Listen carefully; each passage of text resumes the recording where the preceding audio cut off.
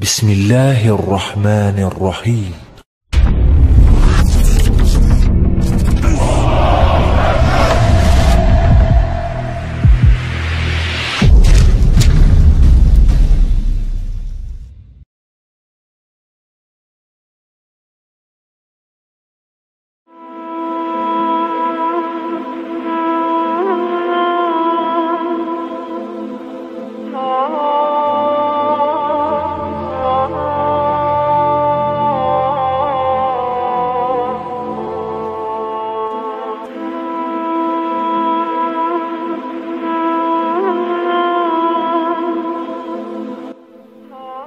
Bismillahirrahmanirrahim.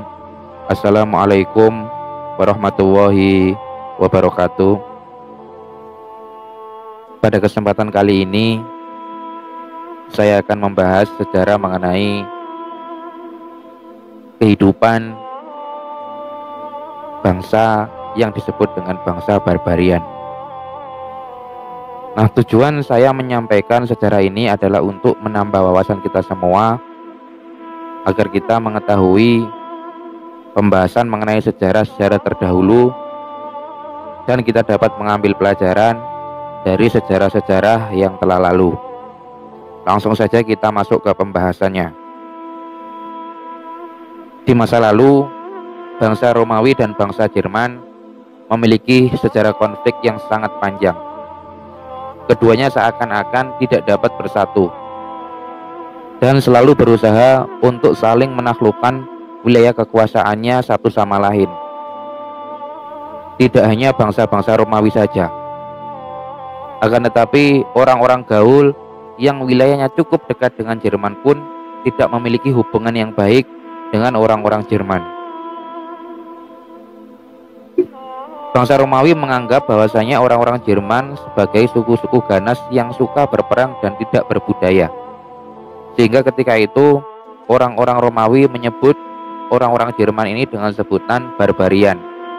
Karena suatu ketika terjadi pertempuran antara orang-orang Romawi dan orang-orang Jerman, yang mana ketika itu orang-orang Jerman ini membantai pasukan-pasukan Romawi yang ingin menyerang orang-orang Jerman. Sehingga ketika itu orang-orang Romawi menganggap bahwasanya orang Jerman ini merupakan orang-orang yang barbar, di mana bangsa Jerman ini pernah membantai bangsa Romawi secara membabi buta, sehingga orang Romawi menyebut mereka dengan sebutan barbar, atau orang-orangnya disebut dengan orang-orang barbarian. Nah, pada masa kekuasaan Julius Caesar, pasukan Romawi berhasil meredam banyak serangan dari bangsa Jerman ini. Salah satunya ketika Kaisar memerintahkan pasukannya untuk menyerang suku Helvetii di Sungai Rhone. Ketika itu keganasan suku Helvetii ternyata tidak mampu menandingi kekuatan dan keterampilan berperangnya bangsa-bangsa Romawi. Sehingga ketika itu mereka pun berhasil dikalahkan oleh bangsa Romawi. Dan pada tahun 57 sebelum Masehi, Julius Caesar ini berhasil mengalahkan kepala suku Jerman yang bernama Ariovistus, yang berusaha untuk membangun kekuatannya di sebelah barat Sungai Rhone.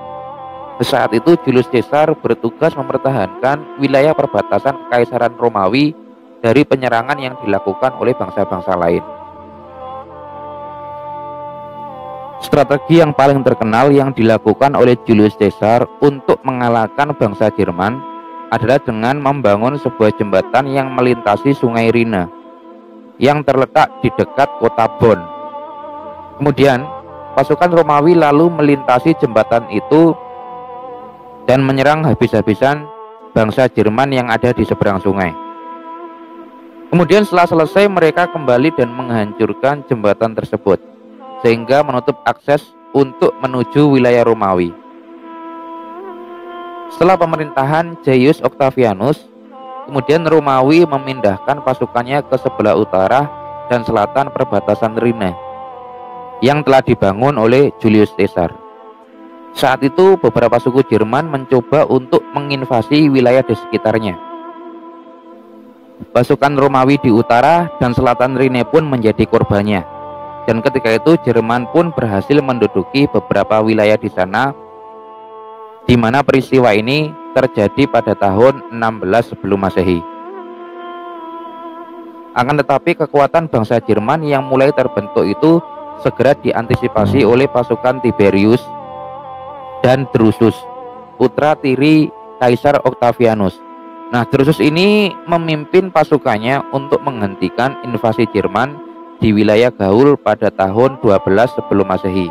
Dan ia juga berhasil memenangkan sebuah perang besar di Sungai Lippe yang melibatkan suku-suku Jerman dalam jumlah yang jauh lebih besar. Kemudian Drusus ini menjadi panglima perang yang sangat tangguh yang berhasil memenangkan berbagai pertempuran besar menghadapi pasukan Jerman. Dan keunggulannya dalam memimpin pasukan Romawi kembali diperlihatkan ketika ia berhasil menduduki wilayah Sungai Elbe. Akan tetapi setelah perang itu, Drusus mengalami luka yang cukup parah, sehingga kemudian dia meninggal setelah terjatuh dari kudanya. Kemudian saudaranya Tiberius menggantikan peran Drusus untuk memimpin pasukan Romawi menyerang wilayah kekuasaan Jerman.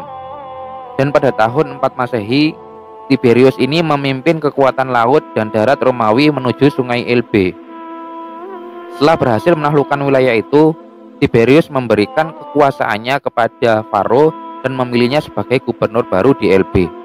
Dan pada tahun 9 Masehi, kekuasaan besar Romawi yang dipimpin oleh Faro disergap oleh sejumlah besar pasukan Jerman di hutan Teutoburger. Pasukan Romawi itu terdesak dan memilih untuk bertahan di sepanjang Sungai Rhine. Pertahanan pasukan Romawi itu secara mengejutkan berhasil dilakukan selama 300 tahun. Dan mereka terus berperang dengan Jerman hingga akhirnya pasukan Romawi berhasil menang. Akan tetapi pertempuran hebat kedua bangsa itu berhenti di Sungai Rhine pada tahun 16 Masehi dan setelah itu hanya terjadi pertikaian kecil di antara mereka. Kemudian selanjutnya akan kita bahas mengenai kerajaan-kerajaan orang barbar. Nah, kerajaan orang-orang barbar adalah kerajaan-kerajaan suku bangsa Jermani atau suku Hun, serta kerajaan-kerajaan lain yang didirikan di seluruh Eropa dan Afrika Utara, yaitu pada akhir abad kuno, sesudah runtuhnya Kekaisaran Romawi Barat. Kemudian istilah orang barbar sudah lumrah digunakan oleh para sejarawan, meskipun istilah ini tidak digunakan oleh suku-suku bangsa yang bersangkutan. Nah, kerajaan-kerajaan orang barbar juga disebut dengan kerajaan-kerajaan Jermani. Menurut sejarah, kurun waktu keberadaan kerajaan-kerajaan orang barbar berlangsung sejak 409 Masehi sampai 910 Masehi. Kurun waktu ini bermula pada tahun 409 Masehi dengan didirikannya sejumlah kerajaan orang barbar di Jazirah Iberia, yakni kerajaan orang Suebi atau kerajaan orang Alani.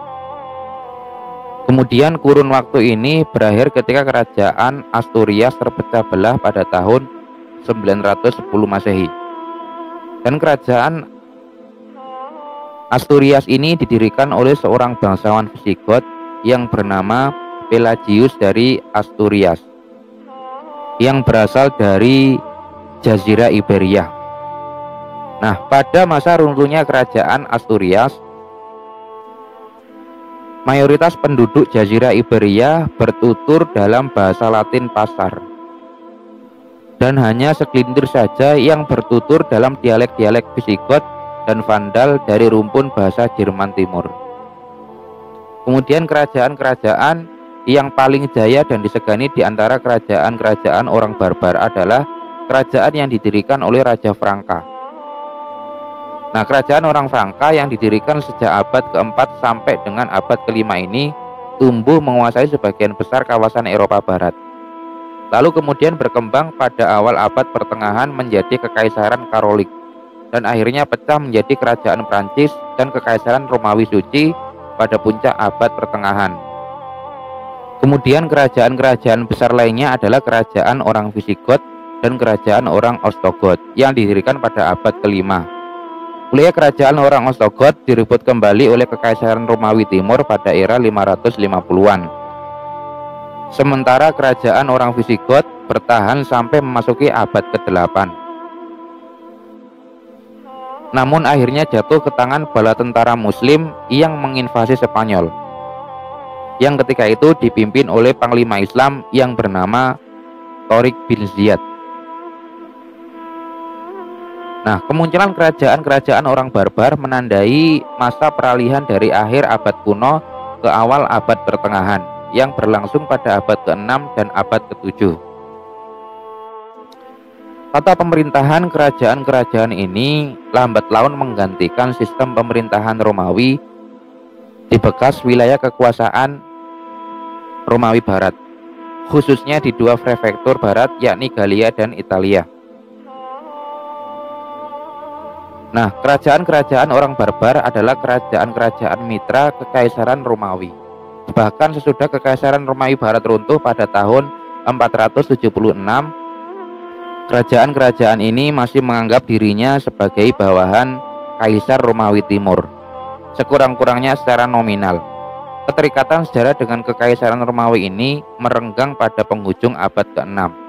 Seiring hilangnya sebagian besar daerah kekuasaan Romawi di sebelah barat pada masa pemerintahan Kaisar Justinus II dan memudarnya citra perkasa Kekaisaran Romawi yang kian tergerus oleh perang melawan bangsa Persia dan invasi bangsa Arab. Sebagai akibatnya, kerajaan-kerajaan orang barbar pada abad ke-7 dan abad ke-8 mengembangkan sistem feodalisme yang menjadi ciri khas Eropa pada abad pertengahan. Nah, kemudian gelar kaisar dihidupkan kembali di Eropa Barat oleh Karel Agung pada tahun 800 Masehi. Nah, pada masa yang sama, abad pembaharuan Katolik melahirkan gagasan baru mengenai Eropa sebagai suatu entitas geopolitik dalam sejarah yang terpisah dari kawasan Laut Tengah. Demikian yang dapat saya sampaikan, semoga dapat menambah wawasan kita semua, sehingga kita dapat mengetahui sejarah awal mula nama Barbarian yang dicapkan kepada orang-orang Jermani. Billahi taufik wal hidayah. Wassalamualaikum warahmatullahi wabarakatuh.